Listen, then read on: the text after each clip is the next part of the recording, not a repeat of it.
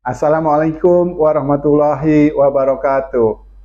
Apa kabar sahabat Saleh Wibowo di Indonesia? Semoga selalu sehat untuk berkarya dan selalu berinovasi untuk kemajuan perusahaan kita.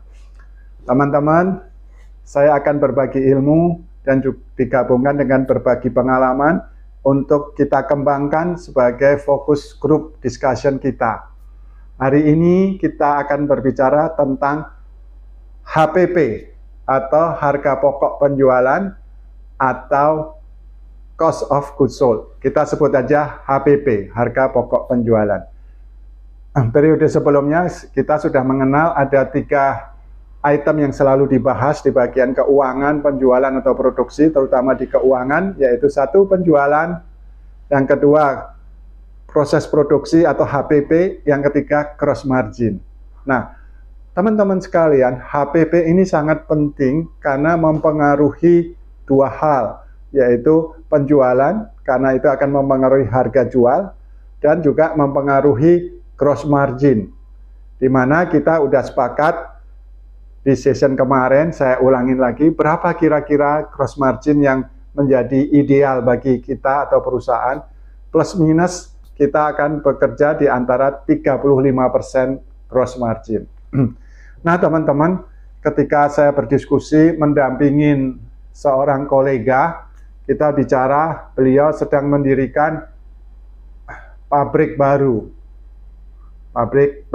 satu production saja, yaitu ketika kita bicara pada minggu pertama, Pak Saleh HPP-nya ini gitu. HPP-nya berapa, Mas? Saya tanya begitu. Tim saya nanya begitu, HPP-nya adalah 70%, Mas.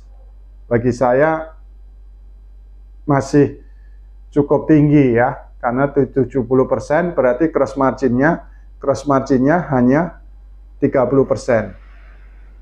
Loh, Bapak, Mas 70%. Padahal ini tulisannya 65% kemarin begitu. Iya, dari 65% ternyata saya koreksi jadi 70%. Nah, pertama saya mendapatkan impression 2 hal. Pertama, HPP-nya terlalu tinggi, 70%. Jadi, gross margin-nya adalah 30% saja, di bawah rata-rata 5% tadi. Fine lah itu ya. Kalau kita lakukan itu, kita nanti bisa angkat lagi ke angka 35%. Nah, apa yang terjadi? Saya juga impression yang kedua, ini pencatatannya tidak akurat. Karena terjadi perbedaan yang sangat tinggi sekali, yaitu 5%. Dari 65% ke 70%. Nah, ini dari sisi akurasi tim keuangan, tidak boleh angka itu loncat-meloncat begitu. Nah, saya coba bicara kepada tim saya, gimana ya ini? Kelihatannya kalau saya punya feeling, ini catatannya kurang bagus. Oke lah, Mas, kita ketemu seminggu lagi, saya coba dikoreksi lagi berapa angkanya. Nah, kita ketemu lagi minggu depan, kita santai-santai gitu. Tapi saya melihat Mas Joko, katakanlah ya nama teman saya, Mas Saleh gitu. Ini ada berita buruk loh. Kenapa berita buruk? Ternyata cost-nya bukan 70%, tapi 74%. Masya Allah. Saya langsung mengkalkulasi berarti gross margin-nya hanya 26%. Nah, impression saya ada 2 lagi, bahwa 1 angkanya berubah-ubah dan Mas Joko ini tidak menguasai angka karena berubah-ubah terus. Tidak boleh dari 65%, 70% ke 74%. Berarti ada sesuatu yang salah. Nah, teman-teman, inilah pentingnya kita mencatat proses produksi itu dari awal. Merencanakan akun produksi itu dari awal dan menempatkan orang yang benar-benar bagus di bagian cost of cost accounting-nya. Karena HPP ini benar-benar suatu proses yang cukup rumit. Nah, tadi dari teman saya Mas Joko tadi, dari 65% bergerak ke 70%, bergerak ke 74%, biayanya itu dalam waktu sekitar diskusi kita 3 mingguan begitu, itu menunjukkan sesuatu yang salah. Dan saya dengan tim bisa melihat di mana letak kesalahannya. Pertama, karena itu manual. Kedua, tidak dilakukan real time. Ketiga, Mas Joko terlalu mengandalkan anak buahnya, ya. Kemudian tidak ada yang expert. Nah, ini dia. Maka syarat dari HPP yang bagus harus ada orang yang menguasai cost accounting, kemudian punya pengalaman, punya leadership, ya.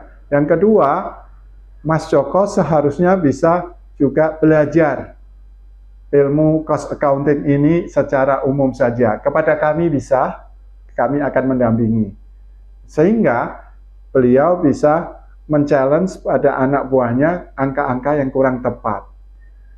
Pentingnya figur atau pemilik mengerti keuangan, terutama cost accounting, adalah agar wibawa pemilik terangkat di mata timnya. Nah, kalau tidak, ini cost accounting ini biasanya ada sumber-sumber ketidakefisienan atau bahkan yang kita khawatirkan ada fraud begitu. Jadi teman-teman, kembali lagi sangat penting untuk mengetahui 3 sekawan tadi: penjualan, cost of production, dan gross revenue. Ya, jadi itu teman-teman tadi dari saya berbagi cerita. Moga-moga coba teman-teman melihat apakah saya mempunyai catatan yang meloncat-loncat tidak konsisten. Nah, itu apabila catatannya loncat-loncat tidak konsisten, yuk kita bedah, kita diskusikan bareng. Saya dengan senang hati dan tim mendampingi rekan-rekan semua. Silahkan tulis di kolom komentar di bawah ini, ya. Oke, jangan ragu-ragu, kami pasti akan datang dan membantu dan siap berdiskusi untuk menuju gross margin 35%. Demikian teman-teman, semoga ilmu ini dan pengalaman ini bermanfaat bagi teman-teman. Jangan ragu-ragu, mulailah dari sekarang untuk berpikir yang the best 35%. Terima kasih. Wassalamualaikum warahmatullahi wabarakatuh.